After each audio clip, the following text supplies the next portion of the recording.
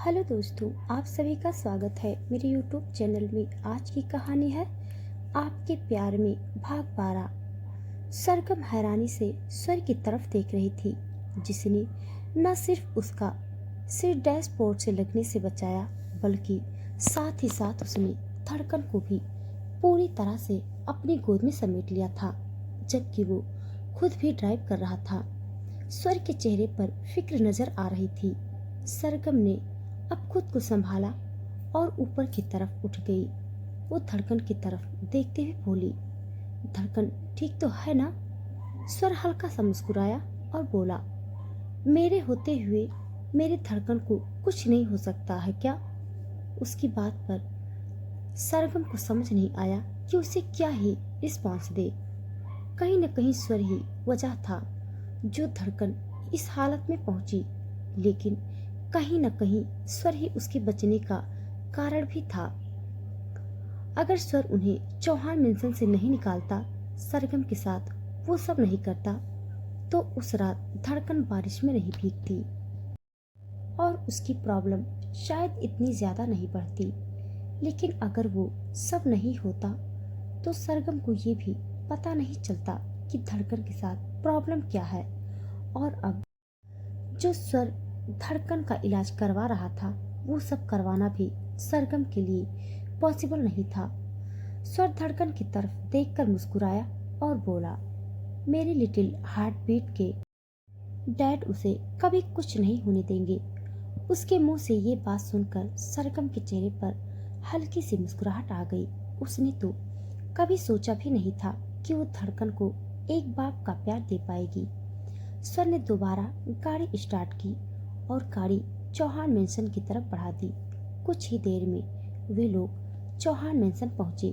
जैसे ही उनकी गाड़ी बाहर आकर रुकी, सरगम ने स्वर की तरफ अपना हाथ बढ़ाया ताकि वो धड़कन को उससे ले सके, लेकिन स्वर उसकी तरफ देखते हुए बोला, मैं धड़कन को खुद उठा लूंगा। ये कहकर स्वर धड़कन को लेकर गाड़ी से बाहर निकल गया।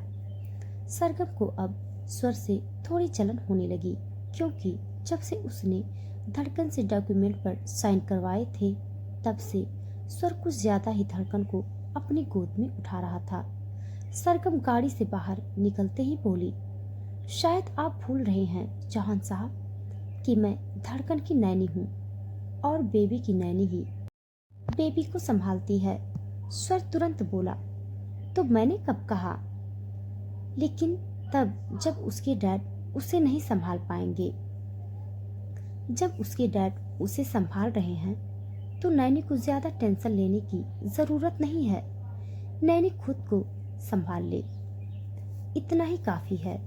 जैसे ही स्वर ने ये कहा, सरगम गुस्से से बोली, हाँ हाँ, संभाल लूंगी मैं खुद को। आपको नहीं कह रही हूँ, मैं खुद को संभालने के लिए आए बड़े मेरी फिक्र जताने वाले। ये बोलकर वो जैसे ही आगे बढ़ने लगी, अचानक से उसका पैर लड़खड़ा गया। वो जोरों से नीचे गिरने वाली थी, लेकिन स्वर ने जल्दी से उसकी कमर पर अपना हाथ रखकर उसे संभाल लिया। सरगम एकदम से हैरान रह गई। अगर स्वर उसे नहीं संभालता तो वो मुंह के बल जमीन पर गिरती और उसके 2-4 दांत टूटना तो लाजमी था। स्वर उसकी तरफ देखते हुए बोला, क्या हुआ? अभी अभी बड़े एटीट्यूड से कह रही थी तुम कि तुम खुद को संभाल लोगी। बड़ी जल्दी हवा निकल गई तुम्हारी। उसकी बात पर सरगम उसकी तरफ देखती ही रह गई। स्वर एक बार फिर से बोला, अब ऊपर उठोगी या फिर मेरे हाथ पर ही झूलती रहोगी? मुझे धड़कन को भी अच्छे से संभालना है। उसके कहने पर सरगम तुरंत ऊपर उठ गई। ये दूसरी बार था जब स्वर ने उसे संभाला था। स्वर अंदर की तरफ बढ़ गया और सरगम वहीं पर खड़ी रह गई। जैसे ही वे लोग अंदर आए, उनकी नजर सामने खड़ी अंबिका पर गई, जिसके साथ कृपा जी और अभिनव भी खड़े थे। अंबिका के हाथों में आरती की थाल थी। स्वर खुद हैरान रह गया कि वे उनकी आरती क्यों उतारने वाले हैं। वो कौन सा शादी करके आ रहे थे? अंबिका और कृपा जी के साथ अभिनव के चेहरे पर मुस्कुराहट थी, क्योंकि उन्हें नितेश से पता चल चुका था कि अब स्वर धड़कन को ऑफिशियली अडॉप्ट कर चुका है। मतलब धड़कन आज से उसकी बेटी है, और अगर धड़कन उसकी बेटी है तो सरगम तो खुद ब खुद उसकी बेबी बन ही जाएगी। कृपा जी उन तीनों की आरती उतारना चाहती थी, क्योंकि आज पहली बार वे तीनों इस तरह से घर में आ रहे थे। स्वर उनकी तरफ देखते हुए बोला, ये सब क्या है? कृपा जी तुरंत बोली, मेरी धड़कन बीमार है तो बस उसकी नजर उतार रही हूँ। क्यों, अब तुझे इसमें भी प्रॉब्लम है क्या? एक नए बच्चे मुझे लाकर नहीं दे रहा, और जो पहले से है उनकी नजर भी नहीं उतारने दे रहा। उनकी बात पर स्वर ने अचानक ही सरगम की तरफ देखा। सरगम हैरान रह गई।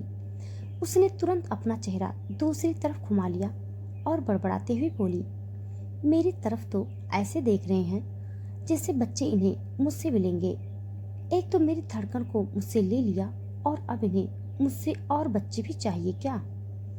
ये बोलते हुए उसने मुंह बनाया हुआ था।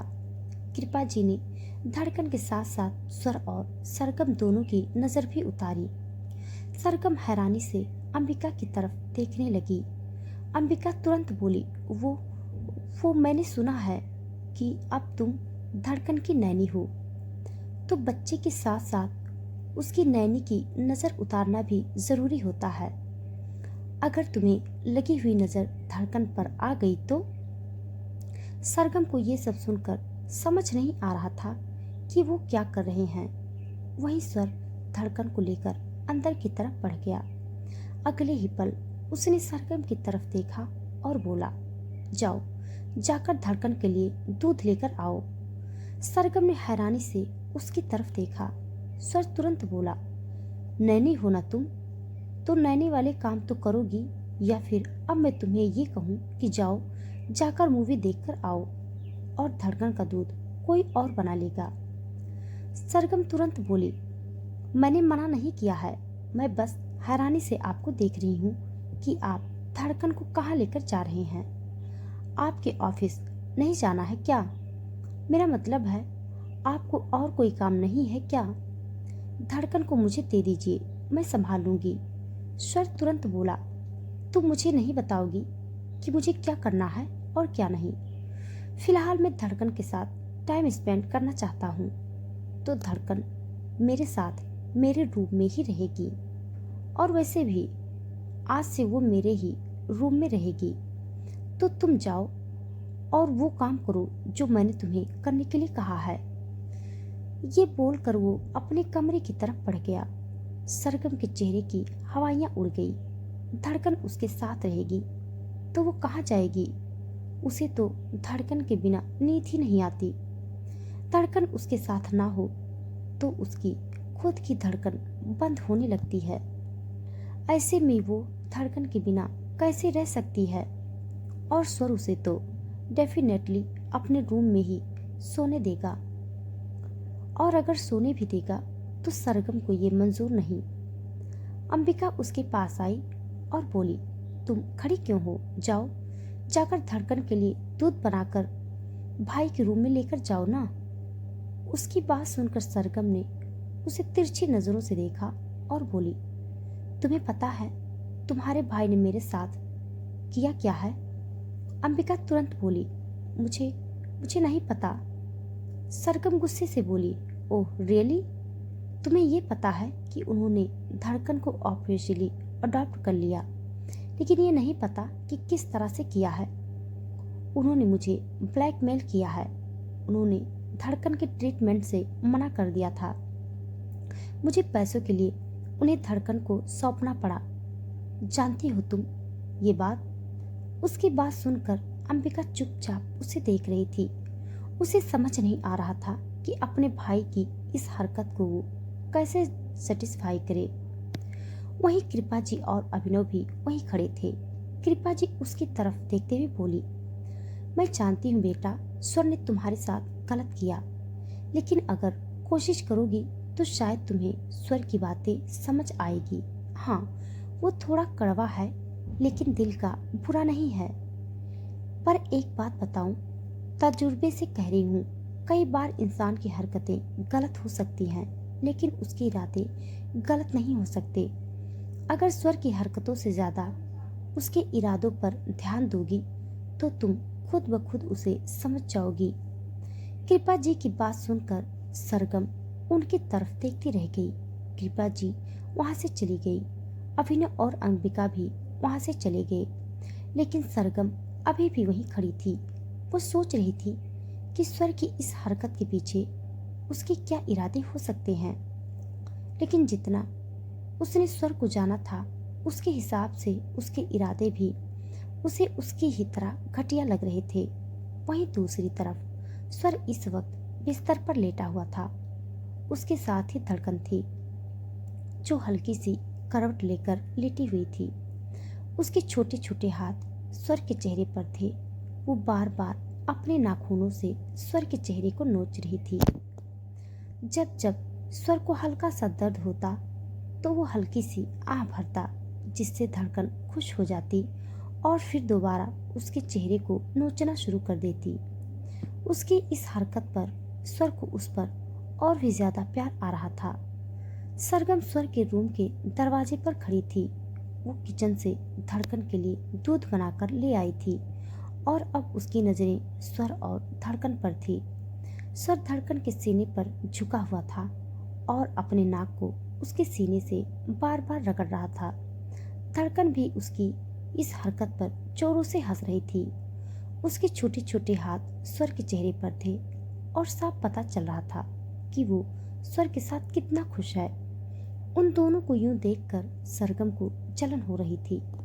वहीं स्वर को अब एहसास हुआ कि दरवाजे पर कोई है, तो उसने पलटकर दरवाजे की तरफ देखा। वहां सरगम को देखकर वो तुरंत बोला, क्या हुआ? वहां खड़ी क्या देख रही हो? सरगम मुंह बनाते हुए अंदर आई और बोली, आपको नहीं लगता आप धड़कन के कुछ ज्यादा ही करीब हो रहे हैं? स्वर तुरंत बोला, क्यों, तुम्हें क्या प्रॉब्लम है? मेरी डॉटर है धड़कन, बेशक से मैं उसके करीब हूँ या फिर कुछ भी करूँ, तुम्हें क्या? कहीं तुम्हें जलन तो नहीं हो रही? सरगम तुरंत बोली, जलन? मुझे जलन क्यों होगी? मैं जलने वालों में से नहीं हूँ। मेरा नाम सरगम है, स्वर चौहान नहीं। उसका टोट सुनकर स्वर हल्का सा मुस्कुराया और बोला, तुम स्वर चौहान बन भी नहीं सकती। सरगम मुंह बनाते हुए बोली, मुझे बनना भी नहीं है। खैर, अगर आपको ऑफिस नहीं जाना है तो कहीं और चले जाइए, थोड़ा सा घूम फिर लीजिए, किसी क्लब में चले जाइए। वैसे भी अमीरों को शौक होता है रात के वक्त क्लब जाने का। और अगर क्लब नहीं जाना है तो देख लीजिए, अपनी किसी गर्लफ्रेंड से मिल आइए। जरूरी तो नहीं सारा दिन घर पर रहना। उसकी बात सुनकर स्वर तुरंत बोला, तुम मुझे घर से बाहर क्यों भेजना चाहती हो? अगर तुम्हें धड़कन के साथ खेलना है तो तुम मेरे सामने भी खेल सकती हो, मुझे कोई प्रॉब्लम नहीं है। दो, पहले मुझे दूध की बोतल दो, मैं इसे दूध पिला दूं, उसके बाद तुम इससे खेल लेना। उसकी बात सुनते ही सरगम तुरंत बोली, धड़कन किसी और के हाथों से दूध नहीं पीती। स्वर हल्का सा मुस्कुराया और बोला, अगर धड़कन को मेरे हाथों से दूध नहीं पीना होगा तो धड़कन खुद से मना कर देगी। तुम बोतल तो दो। ये बोलते हुए उसने अपना हाथ आगे बढ़ाया। सरगम मुंह बनाते हुए बोली, ओके फाइन, जब आप खुद उससे बेइज्जती करवाएंगे तो आपको खुद पता चल जाएगा कि उसे आपके हाथों से दूध बिल्कुल भी अच्छा नहीं लगा। ये बोलकर उसने स्वर को दूध की बोतल पकड़ाई। स्वर ने उसके हाथों से दूध की बोतल ली और फिर धड़कन की तरफ देखते हुए बोला, अब लिटिल हार्टबीट डैड के हाथों से दूध पिएगी, है ना? उसकी बात सुनकर धड़कन मुस्कुराई और बहुत धीमे से बोली, है ना?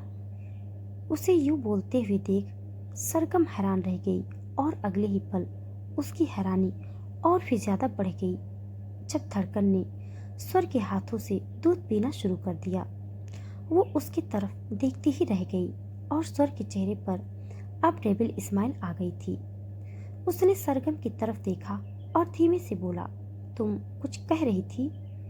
ये बोलते हुए बेशक से उसकी आवाज धीमी थी, लेकिन उसकी बातों में टोन साफ नजर आ रहा था। सरगम मुंह बनाते हुए बोली, शायद धड़कन को भूख बहुत ज्यादा लगी है।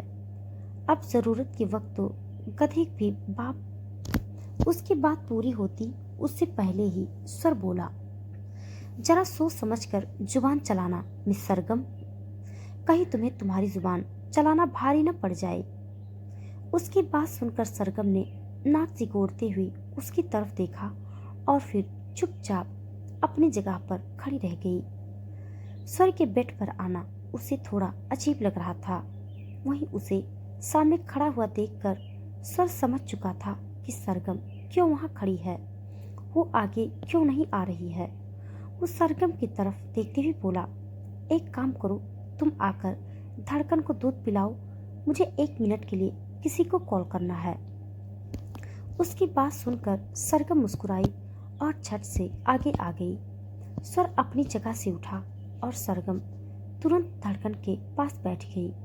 लेकिन जैसे ही वो धड़कन के पास बैठी, वो अचानक से दूध की बोतल को अपने मुंह से निकालकर जोरों से रोने लगी। उसे रोते हुए देखकर दरवाजे की तरफ बढ़ रहा स्वर अचानक से रुक गया। अब तो सरगम का चेहरा और भी ज्यादा उतर चुका था। उसने जल्दी से धड़कन को अपनी गोद में उठा लिया ताकि स्वर वापस आकर धड़कन को उससे ले ना जाए। लेकिन वो धड़कन को चुप करवाने की कोशिश कर रही थी, पर धड़कन चुप हो ही नहीं रही थी। सरगम तुरंत बोली, क्या हुआ तुम्हें धड़कन बेटा? तुम पहले तो ऐसे नहीं करती थी। तुम तो अपनी सरगम की गोद में होती थी तो हंसती थी, मुस्कुराती थी, और अब तो तुम अपनी सरगम की गोद में आकर भी रो रही हो। क्या एक दिन में तुमने मुझे इतना पराया कर दिया? ये बोलते हुए उसकी आंखों में नमी तैर गई थी। उसे यूं देखकर स्वर को भी अच्छा नहीं लग रहा था। वो जानता था कि बेशक से सरगम और उसके बीच जितना मर्जी युद्ध चल रहा हो, लेकिन सरगम और धड़कन की बॉन्ड बिल्कुल रियल है। जिस तरह से सरगम ने धड़कन को संभाला है, उसमें जरा सी भी खोट नहीं था। वो हल्का सा मुस्कुराया और फिर सरगम के बिल्कुल पीछे आ गया। सरगम धड़कन को चुप करने में इतनी बिजी थी कि उसे पता ही नहीं चला कब स्वर उसके पीछे आया। फिर अचानक से जब उसे अपनी पीठ पर स्वर के हाथ महसूस हुए तो वो एकदम से हैरान रह गई। उसकी हार्ट बीट एक पल के लिए स्किप हो गई। वहीं अब स्वर ने पीछे से अपने हाथ आगे की तरफ बढ़ाए, जिससे न सिर्फ उसके हाथ अब धड़कन को छू रहे थे, बल्कि उसने लगभग से सरगम को भी पूरी तरह से अपनी बाहों में जकड़ा हुआ था। सरगम ने हल्का सा चेहरा घुमाकर उसकी तरफ देखा। वहीं स्वर मुस्कुराया और बोला, इसीलिए तो धड़कन तुमसे चुप नहीं हो रही, क्योंकि तुम्हें उसे चुप करवाना आता ही नहीं है। बच्चों को ऐसे चुप नहीं करवाते। मुझे तो समझ में नहीं आ रहा कि तुम 1 साल तक धड़कन को संभाल कैसे रही थी। ये देखो, ऐसे चुप करते हैं बच्चों को। ये बोलते हुए वो उसके हाथों के नीचे अपने हाथ रखकर धड़कन को हल्का सा झूला झुलाने लगा। सरगम बस उसकी तरफ देखती रह गई। उसकी नजरें अब धड़कन पर तो थी ही नहीं, वो बस स्वर को ही देखे जा रही थी और समझने की कोशिश कर रही थी कि अचानक से स्वर इतना बदल कैसे गया। एक दिन पहले उसने उससे उसकी धड़कन छीनी और अब वो उसे चुप करने के तरीके बता रहा था, और वो भी इस तरह से। अगर उसे सरगम से कोई प्रॉब्लम नहीं थी और वो धड़कन से सच में इतना प्यार करता था, तो उसे ये सब करने की क्या जरूरत थी? वो धड़कन का ट्रीटमेंट खुद से करवा सकता था ना। उसने क्यों धड़कन को सरगम से छीन लिया? धड़कन जिसने दूध पूरा अब फिनिश कर लिया था, और अब वो सरगम और स्वर दोनों के हाथों में झूलते हुए सो चुकी थी। उसे सोते हुए देखकर स्वर धीमे से बोला, धड़कन सो गई है। सरगम ने धड़कन की तरफ देखा और स्वर एक बार फिर से बोला, इसे आराम से नीचे बिस्तर पर लिटा दो। ये बोलते हुए उसने अपने हाथ पीछे की तरफ खींच लिए थे। सरगम ने धड़कन को नीचे बिस्तर पर लिटा दिया। स्वर वहां से जाने लगा। सरगम उसे रोकते हुए बोली, ये सब क्या है मिस्टर चौहान? आखिर आप चाहते क्या हैं? स्वर ने हैरानी से उसकी तरफ देखा और बोला, अब क्या हुआ? सरगम तुरंत बोली, ज्यादा मासूम बनने की कोशिश मत कीजिए। आप भी बहुत अच्छी तरह से जानते हैं कि मैं किस बारे में बात कर रही हूँ। ये सब दिखावा क्यों कर रहे हैं आप? स्वर तुरंत बोला, मैंने कोई दिखावा नहीं किया। सरगम गुस्से से बोली, अच्छा, अगर आपको सच में धड़कन से इतना ही प्यार है तो और बहुत तरीके थे धड़कन को अपना बनाने के, उसे प्यार देने के, लेकिन आपने जिस तरह से मुझे मजबूर किया और जिस तरह से आपने मुझे धड़कन को छीना, उससे मुझे धड़कन से आपका प्यार तो बिल्कुल भी महसूस नहीं हुआ। बस ऐसा लगा जैसे आप मुझे हराना चाहते हैं, और अगर आप मुझे हराना चाहते हैं तो अब आप क्यों धड़कन से इतना अटैच हो रहे हैं? क्यों आप मेरी फीलिंग्स की फिक्र कर रहे हैं? बहुत अच्छी तरह से समझ रही हूँ इस बात को कि अगर आप चाहते तो आप धड़कन को मेरी गोद से ले सकते थे, लेकिन आपने नहीं किया। आपने उसे चुप कराया, लेकिन मुझसे लेकर नहीं, बल्कि मेरे साथ मिलकर। आखिर क्या है मिस्टर चौहान, आप क्या चाहते हैं? स्वर तुरंत बोला, तुम्हें जो सोचना है तुम सोच सकती हो, तुम्हारे दिमाग को मैं कंट्रोल नहीं कर सकता। धड़कन मुझे चाहिए थी और मैंने उसे पूरी तरह से अडॉप्ट कर लिया है। अब इसके पीछे तुम्हें कोई भी रीजन समझ में आता है तो तुम समझ सकती हो। मैं तुम्हें यहाँ पर जस्टिफिकेशन देने के लिए नहीं बैठा हूँ। और रही बात तुम्हारी फीलिंग्स की, तो माना मैंने तुम्हें धड़कन के साथ चौहान मेंशन में रखा, लेकिन इसका कोई गलत मतलब मत निकाल लेना, और अगर निकालना भी है तो अपने रिस्क पर निकालना। बाद में फिर मुझे किसी चीज को लेकर ब्लेम मत करना। उसकी बात सुनकर सरगम उसकी तरफ देखती ही रह गई। उसे अब स्वर ने और भी ज्यादा कंफ्यूज में कर दिया था। उसे बिल्कुल समझ में नहीं आ रहा था कि आखिर ये सामने खड़ा इंसान उससे चाहता क्या है। स्वर अब बाहर की तरफ चला गया और सरगम अपनी जगह पर खड़ी रह गई। एक गहरी सांस लेकर उसने वापस धड़कन की तरफ देखा। सिर्फ धड़कन ही वजह थी जिसके लिए वो स्वर को बर्दाश्त कर रही थी, वरना अब तक वो कब की स्वर की जिंदगी से चली गई होती। उसकी धड़कन से दूर जाने का बिल्कुल मन नहीं कर रहा था, इसीलिए वो चुपचाप धड़कन के साथ ही लेट गई, और कब उसे नींद आ गई उसे पता ही नहीं चला।